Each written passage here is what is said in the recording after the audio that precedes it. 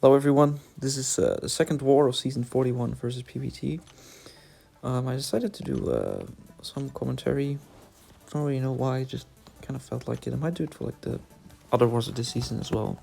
Just depends on how I feel.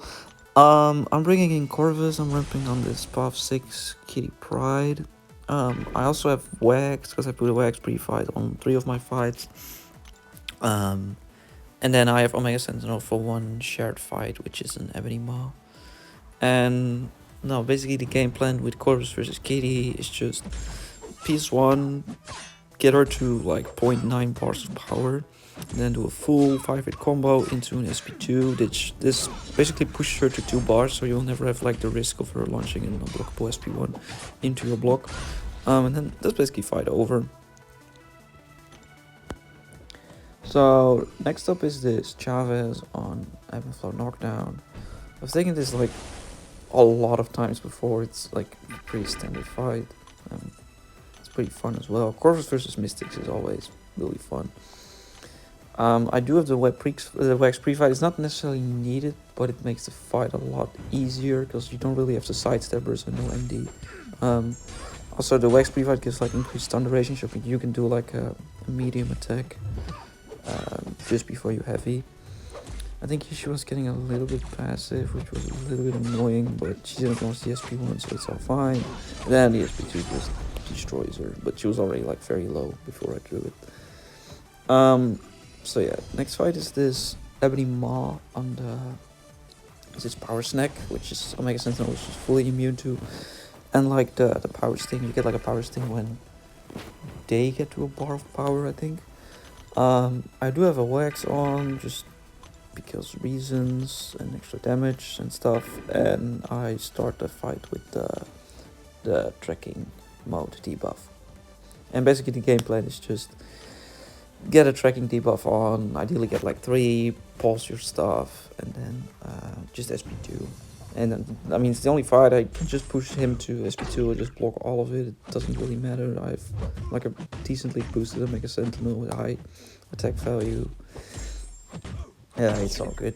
Don't really need it for any fights after this either. So yeah, I think he launched it here. It does like absolutely no damage. I was actually kind of surprised. Here I pause my debuffs, get this off, and then one more pause into SP2, just ignoring the power sting damage because it's irrelevant. And now the incinerates are just melting him. Fight's basically over now. Just need to combo him down. Yeah, that's pretty much it. So the last 3 fights are all Corvus fights, 2 of which versus global attackers. Corvus like is fine versus global attackers, but I really don't like having them build up Flourish, because the way I play Corvus with the PS1 is basically I get to my SP2 before they even get a bar of power. And the global attack tactic kind of screws with that, because they will get to a bar of power before you get to before you get to 2. So here I'm just gonna play this Annihilus without letting him hit my block at all.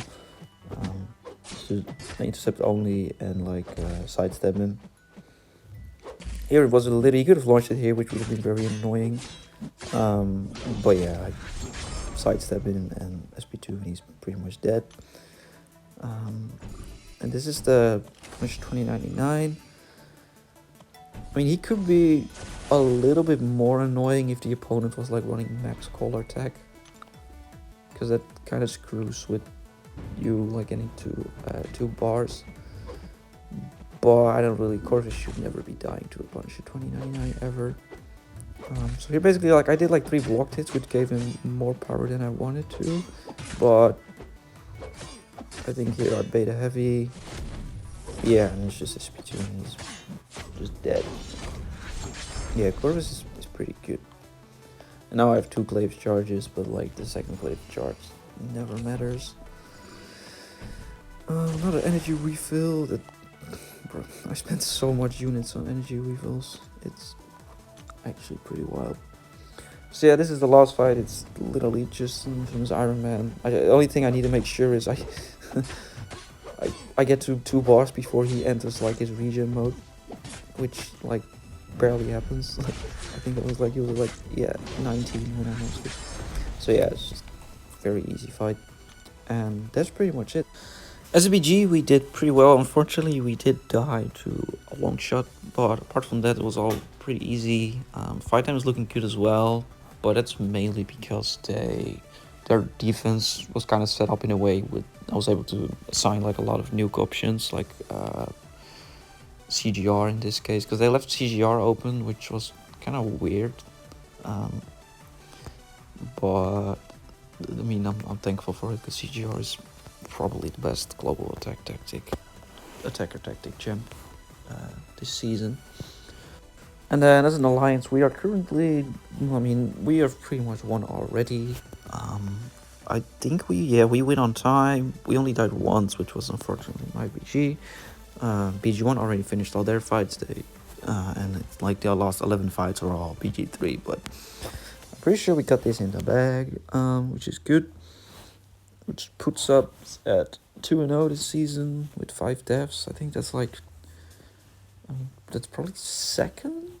Yeah, I think that's second overall. I would have to check.